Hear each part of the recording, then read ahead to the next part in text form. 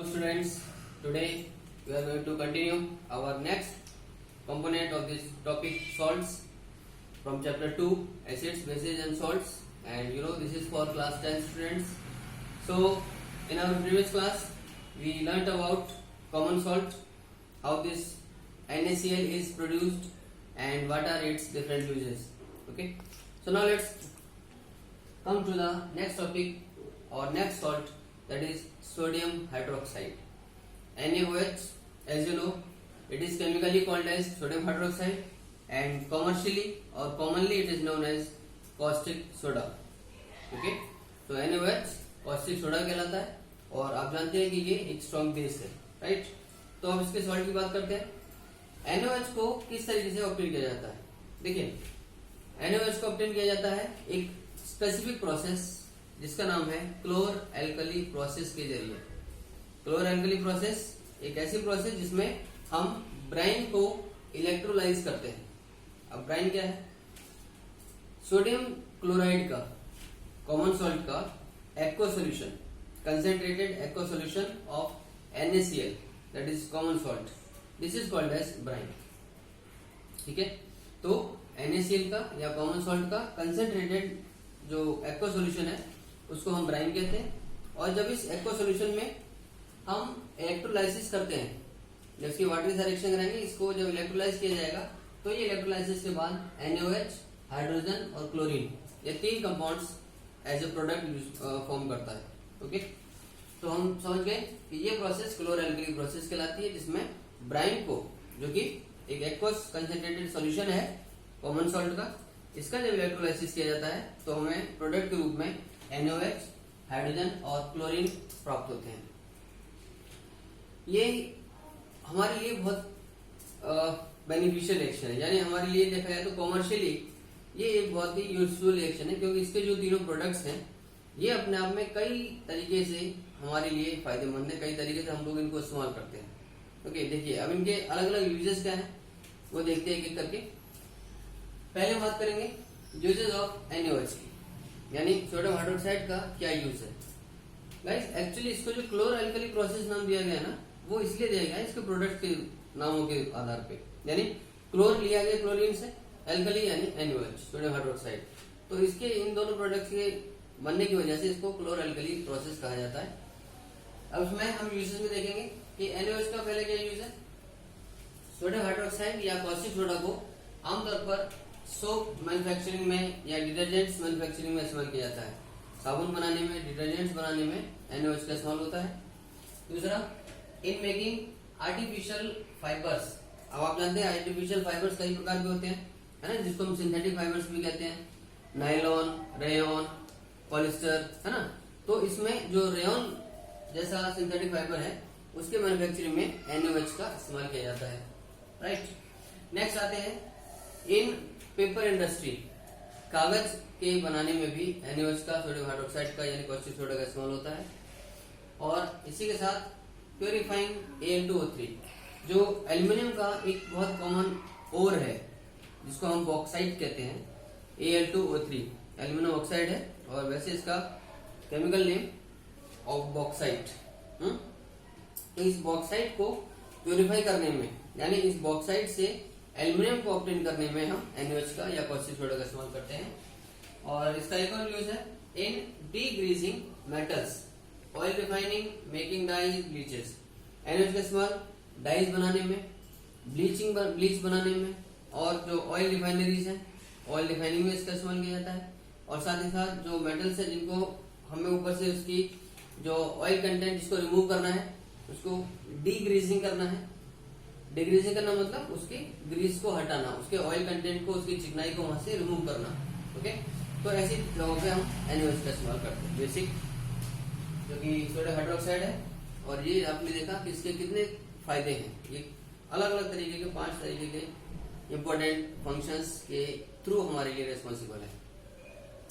चलिए अब आते हैं क्लोरीन के क्या क्या यूजेज है हमारे लिए। क्लोरीन आप सब कॉमनली जानते हैं कि क्लोरीन इज अ डिसइंफेक्टेंट, यानी डिसइंफेक्टेंट वो सब्सटेंस होते हैं जो जर्म्स को या माइक्रोब्स को रिमूव करते हैं, उनको किल करते हैं, है ना। उसके इन्फेक्शन से किसी चीज को प्रोटेक्ट करते हैं।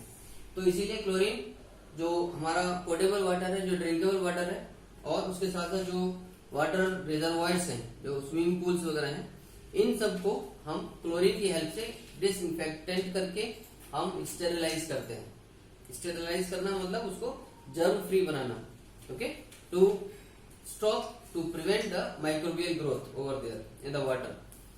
सेकेंड यूज है इन मेकिंग CaOCl2। आप जानते हैं CaOCl2 यानी कैल्शियम ऑक्सीक्लोराइड, और ये कैल्शियम ऑक्सीक्लोराइड कॉमनली बोला जाता है ब्लीचिंग पाउडर, ठीक है।